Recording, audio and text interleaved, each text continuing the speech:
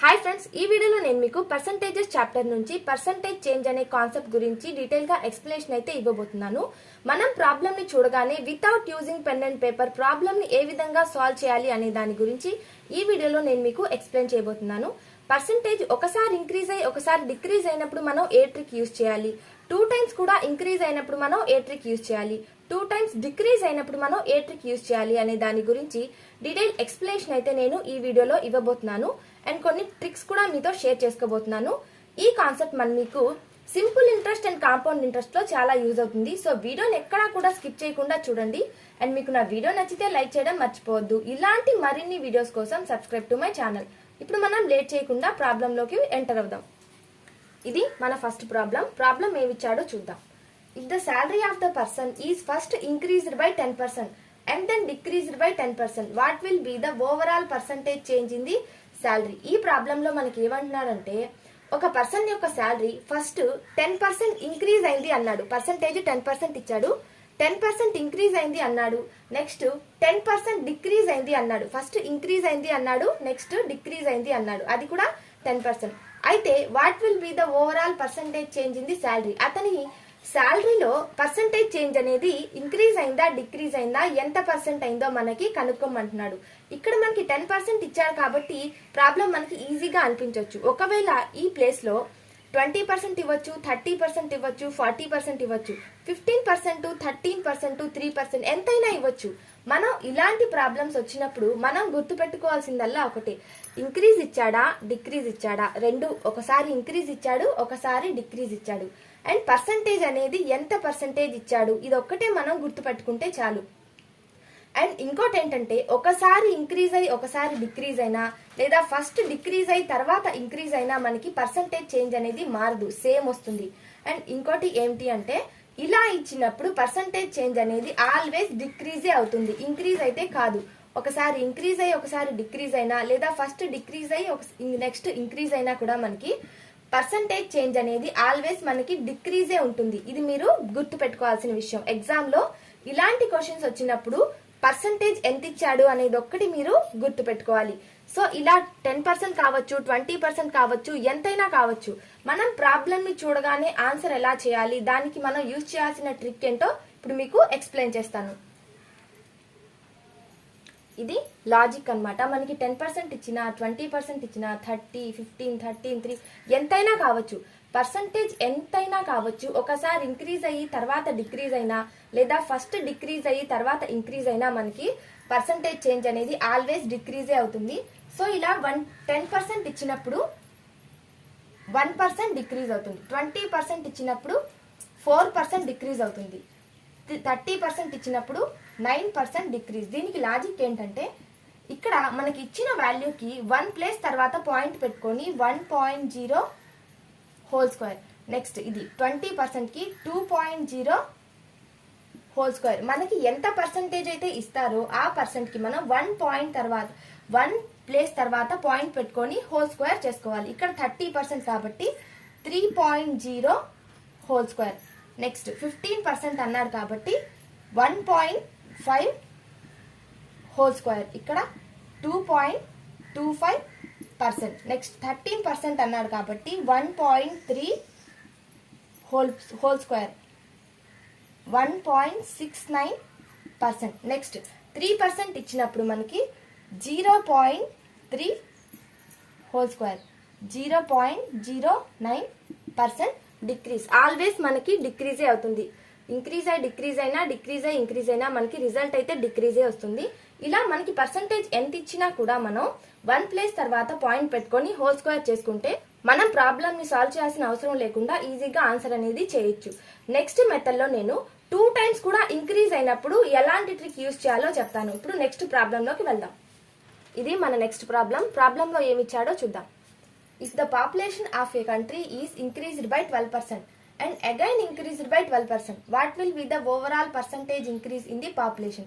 Population of a country first 12 times increase అయింది అన్నాడు, and again increased by 12%, ఇంకోసారి కూడా అది ఇంక్రీజ్ అయింది, అది కూడా ఎంత 12% అన్నాడు. అయితే ఓవరాల్ గా పర్సంటేజ్ ఇంక్రీజ్ ఎంత అయింది పాపులేషన్ అని చెప్పి మనల్ని కనుక్కోమంటున్నాడు.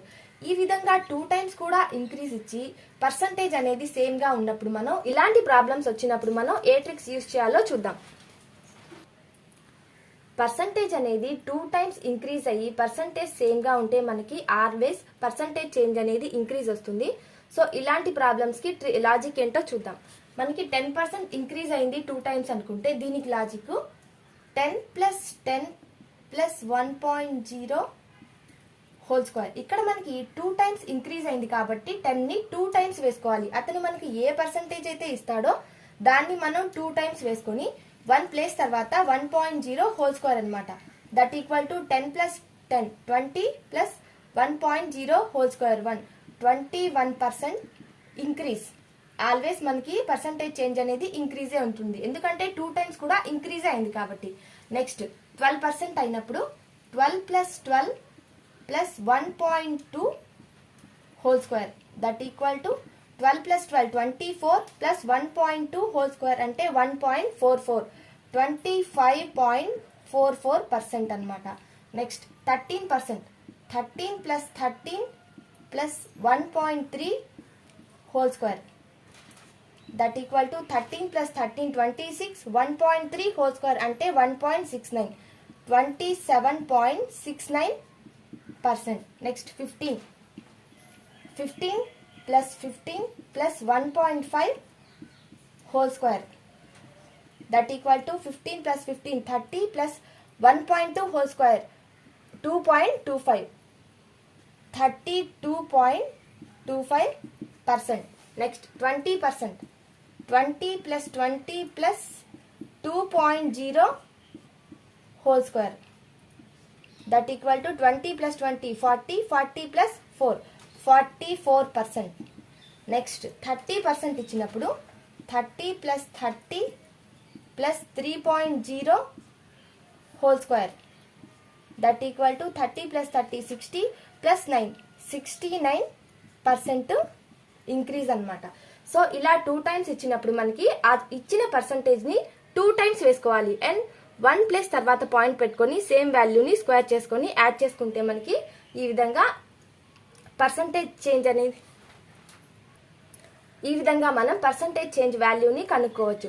నెక్స్ట్ ఇప్పుడు మనం ఫస్ట్ ఒకసారి ఇంక్రీజ్ అయ్యి ఒకసారి డిక్రీజ్ అయినప్పుడు పర్సంటేజ్ చేంజ్కి మనం ఏ విధంగా చేయాలో తెలుసుకున్నాము.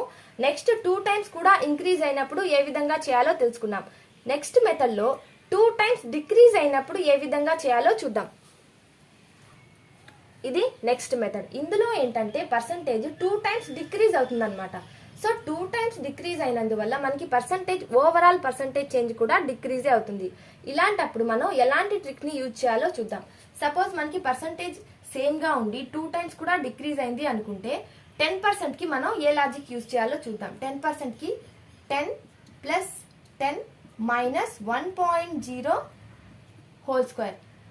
సేమ్ ఇందాకట్లాగే మనం 2 టైమ్స్ కూడా 10ని వేసుకోవాలి. బట్ ఇందాక ఇంక్రీజ్ అయింది కాబట్టి ఇక్కడ ప్లస్ వాల్యూ వేసి వాల్యూని యాడ్ చేస్తాం. బట్ ఇక్కడ డిక్రీజ్ అయింది కాబట్టి ఇక్కడ సింబల్ మాత్రం మారుతుంది. ఇక్కడ ప్లస్ ప్లేస్లో మైనస్ వస్తుంది.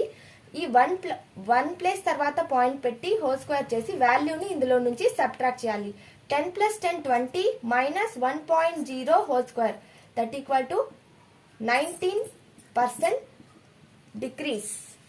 నెక్స్ట్ 15%కి 15 plus 15 minus 1.5 whole square that equal to 15 plus 15 30 minus 1.5 whole square అంటే 2.25 that equal to 27.75% decrease. Next 20% 20 plus 20 minus 2.0 whole square that equal to 20 plus 20 40 minus 4 36% decrease. Next 30% 30 plus 30 minus 3.0 whole square that equal to 30 plus 30 60 minus 9 51% decrease.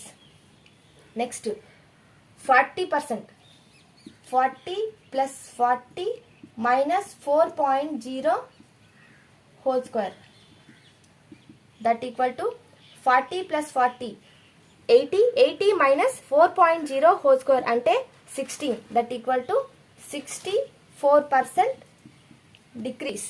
So ఈ విధంగా మనం ఎలాంటి percentage ఇచ్చినా కూడా percentage first increase అయ్యి తర్వాత decrease అయినా లేదా 2 టైమ్స్ కూడా ఇంక్రీజ్ అయినా లేదా 2 టైమ్స్ కూడా డిక్రీజ్ అయినా కూడా మనం ప్రాబ్లమ్ని చూడగానే ఈ ట్రిక్స్ యూజ్ చేసి మనం ఈజీగా ప్రాబ్లమ్ని సాల్వ్ అయితే చేయొచ్చు.